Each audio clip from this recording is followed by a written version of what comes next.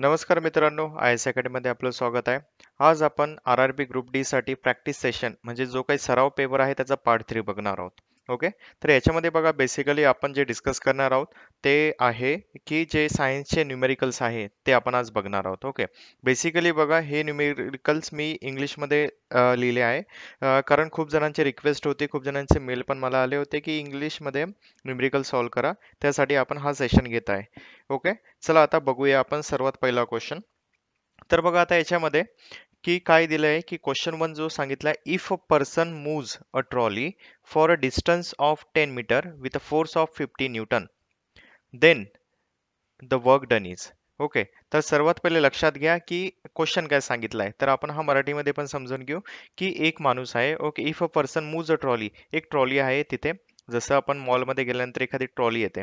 Okay, ही जी trolley आहे याने काय केलं, मूव्ह केली म्हणजे याने याला धक्का दिला इथे. ओके, आणि तर काय झालं याच्यामुळे की 50 न्यूटनचा त्यांनी फोर्स लावला, म्हणजे त्याच्या हाताने 50 न्यूटनचा फोर्स लावला.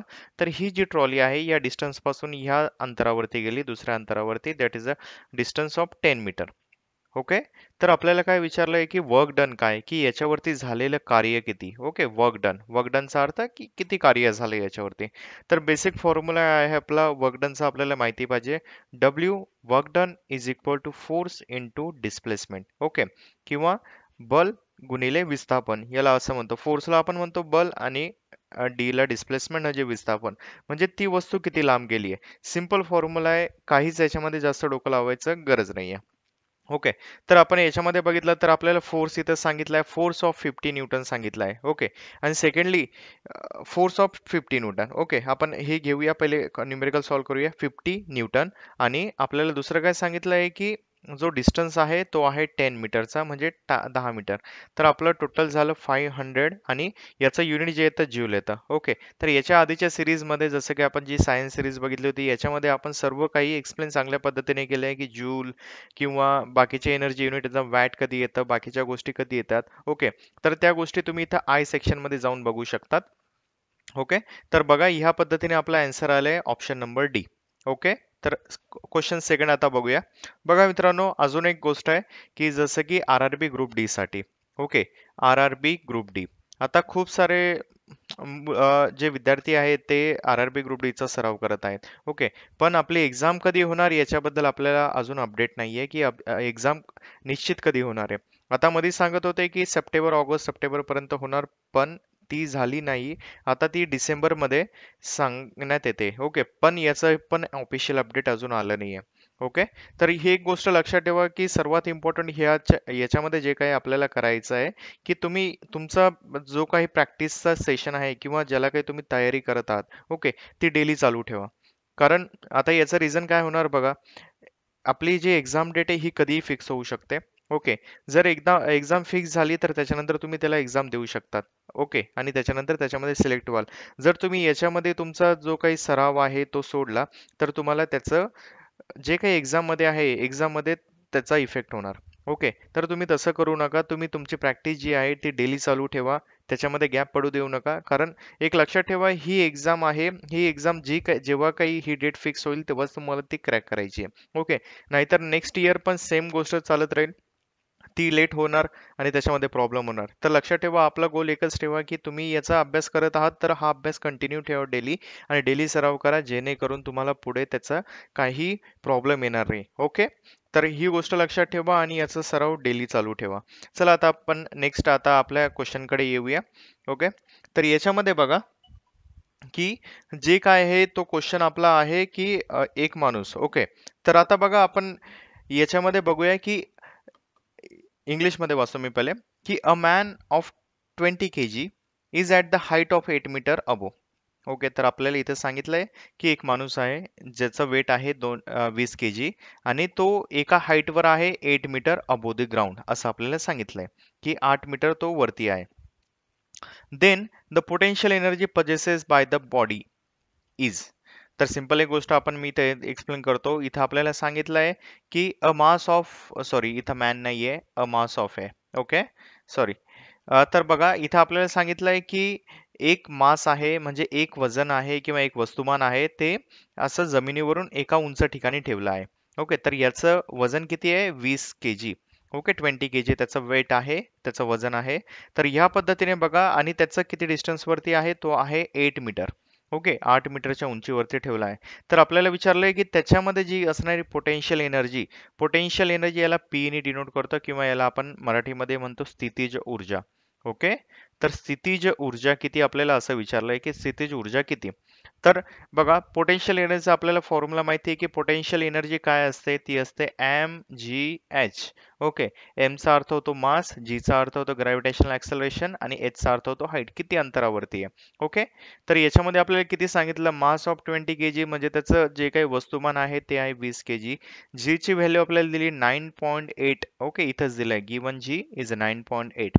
आणि हाईट किती सांगितली? 8 सांगितली. ओके, तर याचा आपण टोटल गुणाकार केला तर आपल्याला तो आन्सर भेटतं. बघा इथं 20 गुणिले 8 होतात, 160 होतात, इंटू 9.8.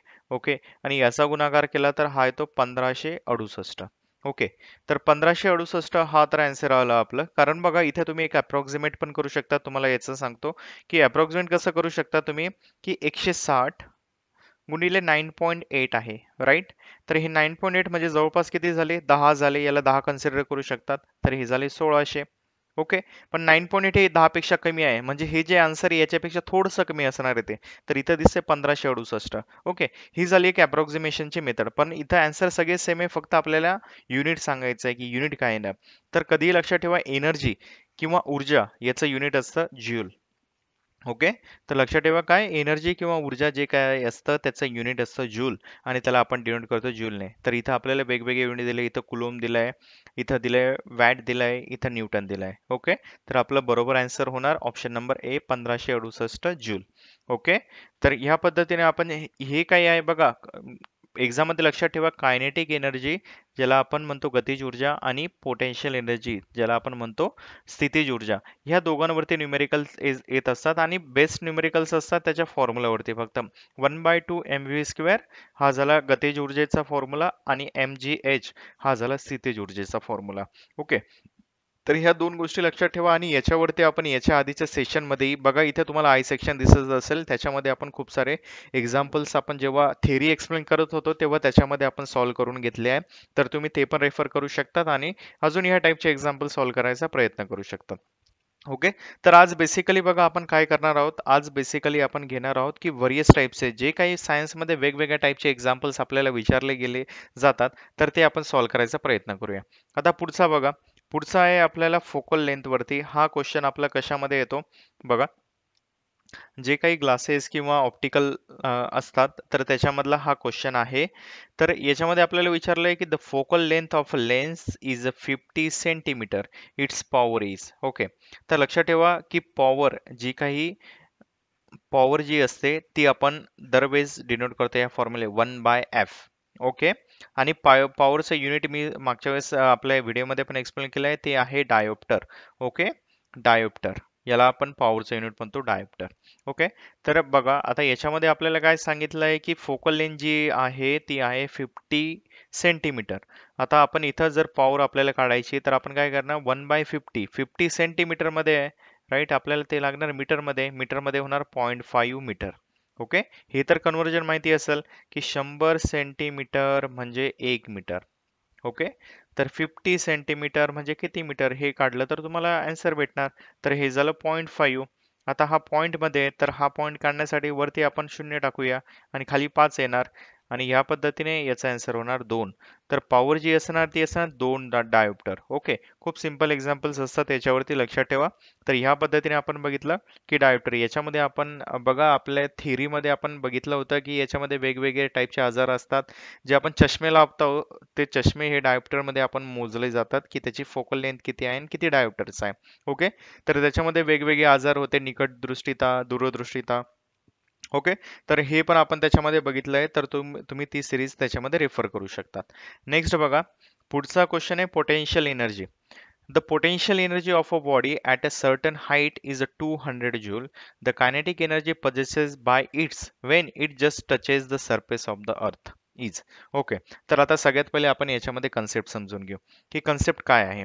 ओके, तर आता इथं आपल्याला सांगितलंय की एक बॉडी आहे, म्हणजे एखादी वस्तू आहे, ती काय आहे, ती एका सर्टन हाईट वरती जेव्हा आहे, समजा हे बघा इथं हा बॉल आहे, कन्सिडर करा हा बॉल वरती आहे जमिनीवरती काहीतरी डिस्टन्स होते, म्हणजे ऍझ्युम करा 10 मीटर वरती, तेव्हा त्याची मध्ये जी काही स्थितीज ऊर्जा होती किंवा पोटेन्शियल एनर्जी 200 जूल होती.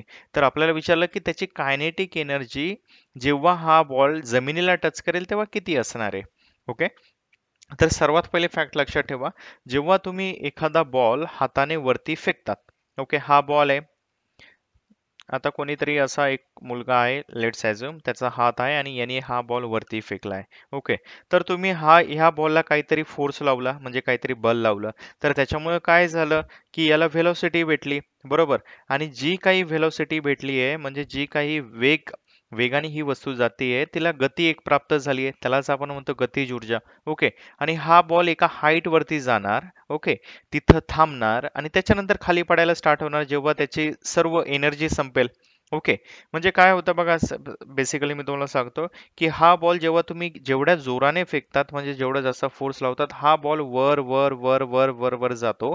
ओके, एका ठिकाणी याच्यामधली एनर्जी संपते, म्हणजे तुम्ही जो फोर्स लावलेला तो संपतो, आणि जेव्हा संपतो तेव्हा तो तिथं स्टॉप होतो आणि तिथून परत खाली पडायला लागतो. ओके, तर याच्यामध्ये लक्षात ठेवा, तर सर्वात पहिले जी काही आहे तुम्ही जो फोर्स दिला त्याच्यामुळे याला भेटली गतिज ऊर्जा. ओके, आणि ही गतिज ऊर्जा काय होते, वरती जाता जाता जाता कमी होत जाते. ओके, कमी होत जाते आणि जिथं बॉल थांबतो तिथं ही गतिज ऊर्जा ऊर्जा असते 0. ओके, कारण ही सगळ्यात जास्त असते जेव्हा हातातून फेकतात तेव्हा जास्त असते, वरती गेल्यानंतर ही 0 होते. आणि ह्याच पद्धतीने काय होतं की एक हाईट, जेव्हा याला एखादी हाईट प्राप्त होते किंवा एखाद्या उंचीवरती जातो तेव्हा तिथं त्याला इथं हा जो पॉइंट असतो इथं असते त्याला स्थितीज ऊर्जा.